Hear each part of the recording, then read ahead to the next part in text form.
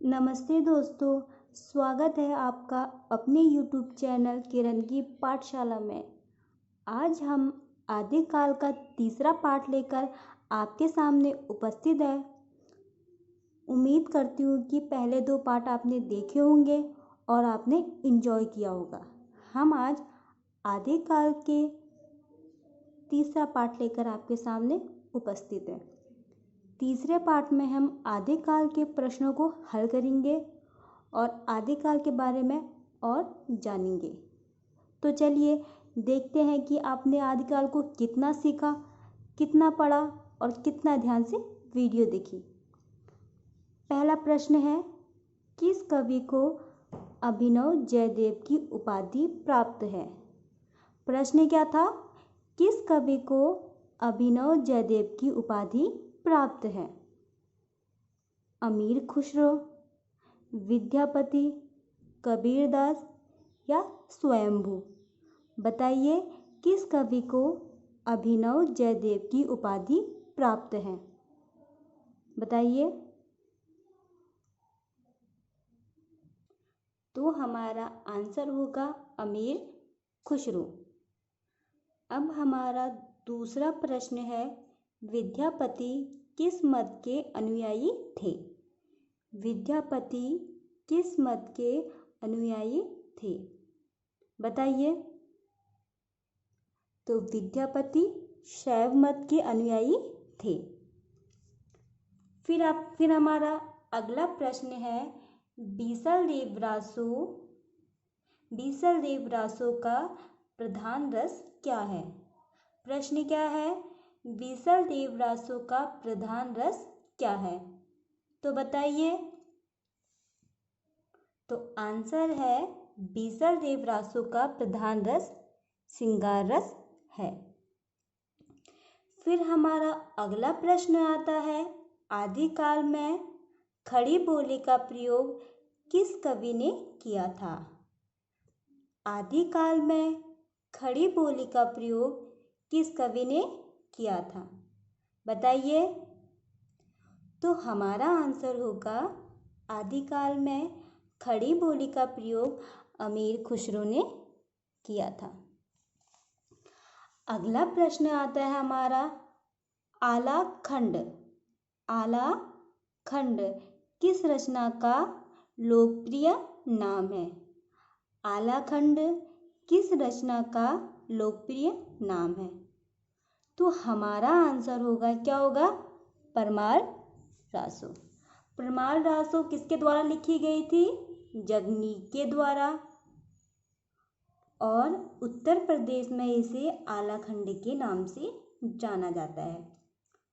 अब हमारा अगला प्रश्न है, सिद्धों का उचित समय या सिद्धों का उचित संख्या क्या मानी गई है? सिद्धों की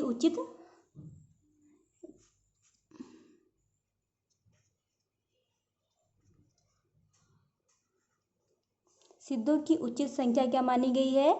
84।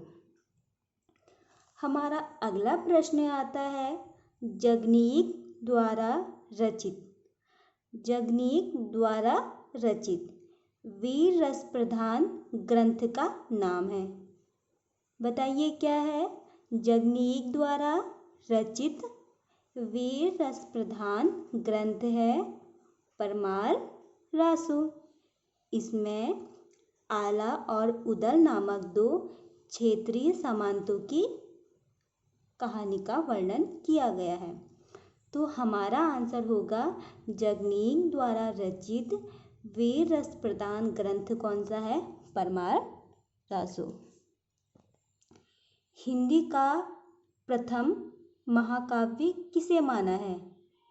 हिंदी का प्रथम महाकाव्य किसे माना है? तो हमारा आंसर होगा, हिंदी का प्रथम महाकाव्य पृथ्वीराज रासो को माना है, जो चंद्रप्रदाय द्वारा लिखी गई थी। और इसके नायक कौन थे? बताइए।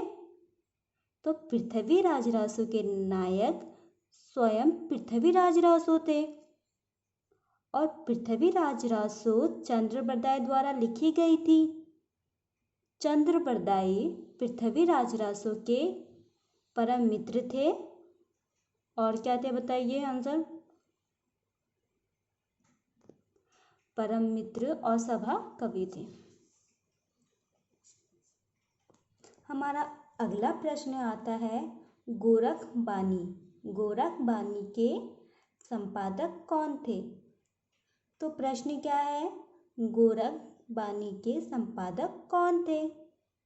तो गोरखबानी जो लिखी गई है यह संपादन, गोरखबानी का संपादन पीताम्बर दत्त बर्थवाल द्वारा किया गया है, जिसमें गोरखनाथ की रचनाओं को रखा गया है।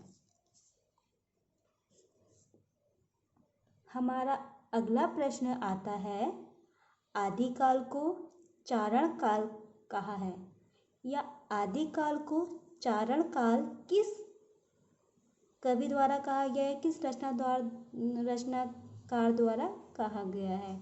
तो आदिकाल को चारण काल राम कुमार वर्मा द्वारा दिया गया है। तो इस प्रकार हमने देखा कि किस कवि को अभिनव जयदेव की उपाधि प्राप्त है। तो हमारा आंसर होगा अमीर खुसरो। विद्यापति किस मत के अनुयायी थे? शैव मत के। बीसलदेव रासो का प्रधान रस था श्रृंगार रस।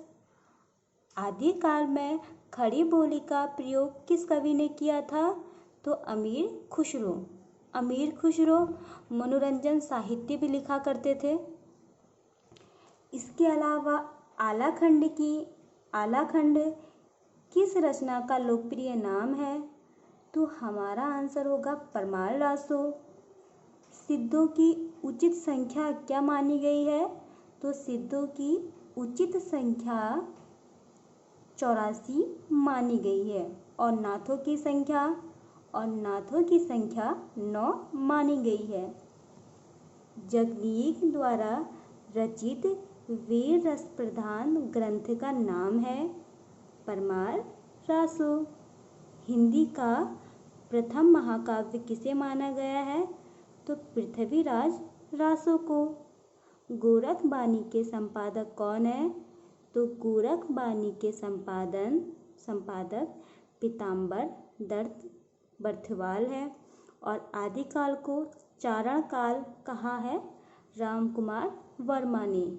इसके अलावा आप सबके लिए एक प्रश्न है कि अमीर खुसरो का वास्तविक नाम क्या है? अमीर खुसरो का वास्तविक नाम क्या है? आप सब मुझे कमेंट बॉक्स में बताइए कि अमीर खुसरो का वास्तविक नाम क्या है। इसके बाद हमारा अगला विषय जो होगा वो आधुनिक काल को लेकर होगा। आधुनिक काल में हम नाटक, उपन्यास और कहानी, संस्मरण सभी देखेंगे। और इसके अलावा मैं हर मंगलवार को आपके लिए एक कवि की जीवनी लेके आऊँगी, जिससे कि आपको आगामी परीक्षाओं में मदद मिलेगी। हर मंगलवार को एक कवि की जीवनी आप देखिए, उसे अच्छे से पढ़िए, उनके बारे में जानिए। हिंदी साहित्य बेहद ही सुंदर और बेहद ही मनोरंजन साहित्य है, तो हिंदी साहित्य को जानिए।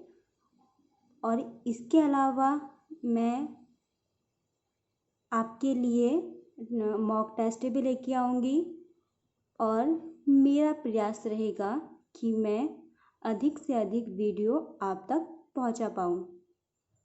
अगर आपको मेरा वीडियो पसंद आता है तो इसे लाइक, शेयर, सब्सक्राइब और कमेंट कीजिए।